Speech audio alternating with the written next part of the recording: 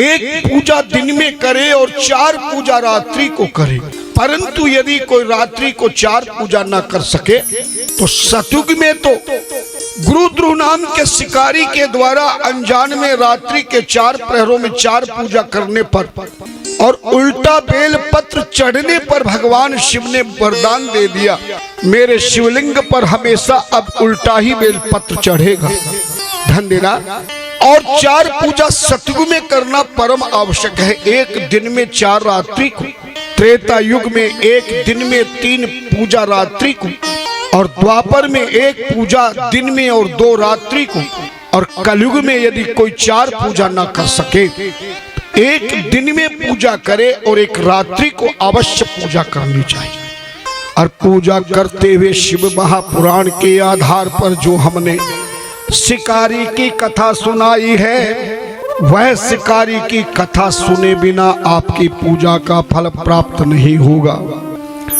हमारे सनातन धर्म में सूत जी महाराज से प्रश्न किया ऋषियों ने, महाराज कलिकाल के जीवन में एक बहुत बड़ी शंका का भाव है।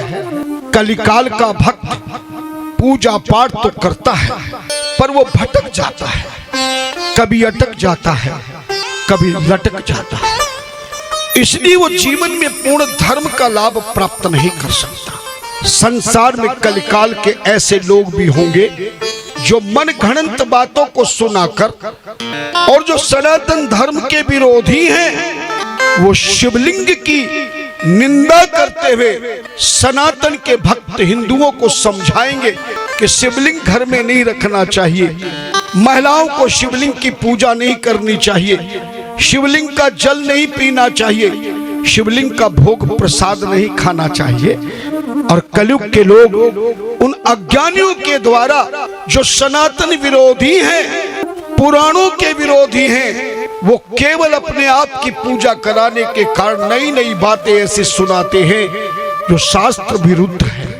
इसलिए ध्यान देना, जितने भी सीधे प्रसारण से कथा सुन रहे हैं, हिंदू सनातनी शिष्य भक्त, कभी भी सनातन का विरोध करने वाला कोई प्रवचन आ रहा हो, सनातन का विरोध करने वाला कोई हमें उपाय बताया जा रहा हो, सनातन का विरोध करने वाले हमारे शिवलिंग शिव, श्री राम कृष्ण राधा, गणेश हनुमान दुर्गा की कोई निंदा कर रहा हो, गलत रास्ता बता रहा हो, तो इतनी बुद्धि तो भगवान ने हमें दी है कि हमारे सनातन धर्म का विरोधी व्यक्ति कोई बात सनातन से विरुद्ध कहे तो हमें नहीं सुनना चाहिए।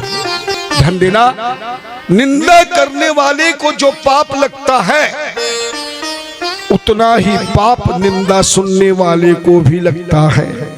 ध्यान देना, इसलिए जीवन में कभी भी हमें सनातन विरोधी बातों को नहीं सुनना चाहिए, बंद कर देना चाहिए। मगर आज आपको नए नए मन घड़ंत उपायों में बड़ा आनंद आता है, आप ज्यादा समझते हैं कि यही बढ़िया कथा सुना रहे हैं, चाहे वो कितना निंदनीय शब्द निकाल दे भगवान के लिए, फिर भी हम कुछ कहते नहीं है। शास्त्र कहता है कोई गुरु की निंदा करे, कोई संत की निंदा करे, सनातन धर्म ग्रंथ की निंदा करे, पति की निंदा करे, माता पिता की निंदा करे, दादा दादी की निंदा करे, भगवान के मंदिर की निंदा करे, भगवान की मूर्तियों की निंदा करे, पूजा की निंदा करे, कहते उस समय 2 काम करने चाहिए। काटो जीव जो अवस बसाई, श्रवण मूंद ने तो चल ही पराई। अगर आप बलवान हैं जो निंदा सुना रहा है, तुरंत उसको जाकर के रोक देना चाहिए कि ये निंदा कथा व्यास गद्दी से नहीं चलेगी। अगर टीवी पे सुन रहे तो तुरंत चैनल बंद कर देना चाहिए। और यदि आप कमजोर हैं तो वहां से कान बंद करके चले जाइए। आशंका दे रहे ऋषिवर कहते हैं, सूत जी महाराज, कोई कहता है कि शिवलिंग घर में नहीं रखना चाहिए, कोई कहता है कि तुलसी के पौधे में शिवलिंग रखना चाहिए, कोई कहता है कि घर से बाहर शिवलिंग रखना चाहिए, कोई कहता है कि शिवलिंग को हाथ नहीं लगाना चाहिए, कोई कहता माताओं बहनों बेटियों को पूजा नहीं करनी चाहिए, कोई कहता है कि शिवलिंग का जल नहीं पीना चाहिए, कोई कहता है कि प्रसाद नहीं खाना चाहिए। हे महाराज, इन शंकाओं को निवारण कीजिए। तभी सूत जी महाराज ने कहा, हे मुनियों, तुम धन्य हो। कलयुग के प्राणियों के कल्याण के लिए, शंका के समाधान के लिए, जीव के उत्थान की भावना से आपने जो प्रश्न किया है मैं अवश्य बताऊं। सबसे पहले सुनने वाले जो सूत जी कह रहे वही मैं सुना रहा हूं। और जैसा ऋषियों के मन में शंका है, आपके मन में भी ये सब शंकाएं हैं। आप कई बार कई व्यक्तियों से पूछते हैं और सनातन धर्म में एक जैसा उत्तर कहीं नहीं मिलेगा। कोई कुछ कहता है, कोई कुछ कहता है, कोई कुछ कहता है। अनंत शास्त्राणि बहुलाच विद्या अल्पस्य कालो बहुविघ्नता च यत्सारभूतम तदुपासनीयम हंसो यथाक्षीर मुआभिमध्यात्। चाणक्य जी कहते हमारे सनातन धर्म के बहुत शास्त्र हैं, सुनाने वाले भी अलग अलग भावनाओं से सुनाते हैं, लेकिन हमें वही बात हंस की तरह सुनना चाहिए। हंस जैसे दूध और पानी को मिलाने पर केवल दूध को पीता, पानी की निंदा नहीं करता, छोड़ देता है उसे, ऐसे ही हमें भी जो काम की बातें उसे ध्यान से सुनना चाहिए और विरुद्ध बात को ना सुने। सबसे पहले आपको बताना चाहूंगा शिवलिंग किसको कहते हैं। शिवलिंग का अर्थ क्या है? अगर आप सनातन विरोधियों से पूछेंगे तो लिंग शब्द का अर्थ पुरुष की प्रजननियों से गुप्तांग से कहते हैं कि लिंग केवल पुरुष की गुप्तांग इंद्रियां हैं। मगर ऐसा वही मूर्ख लोग कहते हैं, अज्ञानी कहते हैं, जिन्होंने कभी संस्कृत नहीं पढ़ी है, शास्त्र नहीं पढ़ा। और उनको जवाब देना, अगर लिंग शब्द का पुरुष की इंद्रियां है, गुप्तांग है, तो संस्कृत में 3 लिंग दिए गए हैं। पहला पुरुष लिंग है, जिन्होंने संस्कृत पढ़ी है, शुरू की क्लास में पढ़ा दिया जाता। 3 प्रकार की चिन्ह है। पहला पुरुष लिंग है, दूसरा स्त्री लिंग है और तीसरा नपुंसक लिंग है। अगर लिंग का अर्थ केवल पुरुष के गुप्तांग होते तो भला स्त्रीलिंग कैसे लिखते, नपुंसक लिंग कैसे लिखते? इसका मतलब है कि संस्कृत में लिंग शब्द का अर्थ होता है चिन्ह, प्रतीक। लिंग शब्द का क्या अर्थ होता है? जोर से बोलो। और शिव शब्द का अर्थ है कल्याण करने वाला। समनित्यम सुखम आनंदम इकार पुरुष स्मृत वकार शक्तिरमृतम मेलनम शिव उच्यते। शिव शब्द का शिव पुराण में विंदेश्वरी संहिता में दिया वेद व्यास ने। ये जो बड़ा स है, इस शय का अर्थ होता है जो नित्य रोजाना सुख और आनंद देने वाली शक्ति रखता है। और शय में एक ही मात्रा लगी है, छोटी की मात्रा। और इस इकार पुरुष स्मृत, और एक की मात्रा को पुरुष संज्ञा में दिया है। और वकार है शक्ति अमृतम मेलनम। वकार का अर्थ है, वह का अर्थ है जो अमृत के समान आनंद दे रहा है, जो शक्ति रूप है, जीवन को शक्ति देने वाला। इसलिए शिव शब्द का अर्थ है वह चिन्ह। शिव का अर्थ कल्याण करने वाला, लिंग का अर्थ चिन्ह। वह परमात्मा का चिन्ह जो जीवों का कल्याण करने वाला हो, जिससे पृथ्वी का प्रारंभ हो, जिससे सृष्टि का प्रारंभ होता है और उसी में सृष्टि समा जाती है। ऐसे उपादान चिन्ह को शिवलिंग कहते हैं।